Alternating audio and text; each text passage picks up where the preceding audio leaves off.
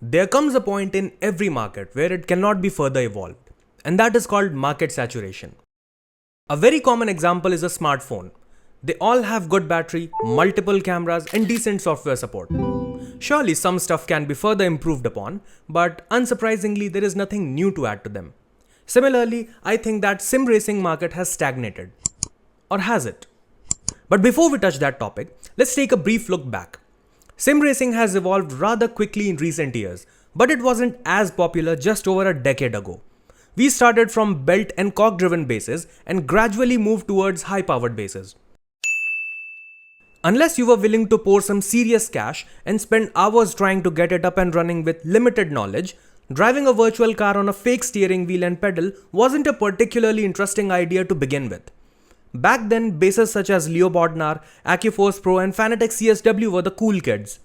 And I wholeheartedly believe that YouTubers such as Expert Gaming and Jimmy Broadbent influenced a lot of people to get a steering wheel and drive around in a pretend race car.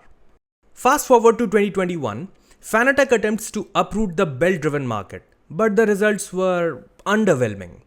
Until Moza bombarded the market with their R5 bundle. It was then when we started to see even more love for sim racing products.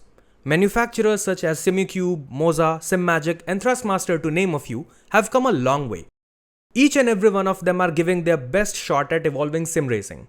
For instance, Moza's TSW is the first ever dedicated truck rim. I'm not sure why no one thought of that before, but it's good that we have it now.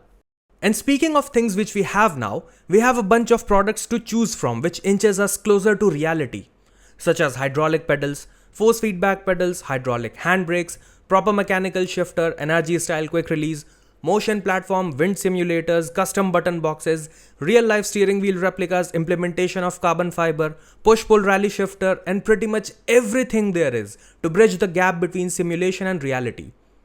Which made me think, has the inevitable arrived?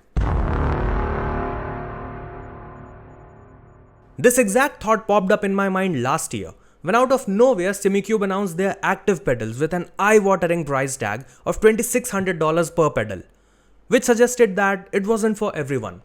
But that is a separate discussion. They came out right when I was thinking that we are nearing the end of sim racing products. It wasn't a news flash to me that force feedback could be implemented into the pedals, as I was familiar with the base shakers, but they were never that good. When sim racing gained a significant amount of traction, some people started to take all of this to the next level by simulating the inside of a car or putting car parts in the simulator. Or in some cases, I'm not really sure what to call this, but great work. And after watching all of this, I don't think there is anything left to add. Maybe an airbag paired with a motion simulator. Obviously that cannot be used with racing games, but something with BeamNG perhaps. But sim products are only half of the equation. The other half are games. And given the number of simulation games in the market, the community has already been arguing over what is realistic and what isn't. So I will not touch that topic with a 10-foot pole. Which brings me to my original question. Is there anything else that we have not seen yet? Or has the market reached the point of stagnancy? What is the next big thing in sim racing? That's been it. I've been Darth Snape and may the downforce be with you.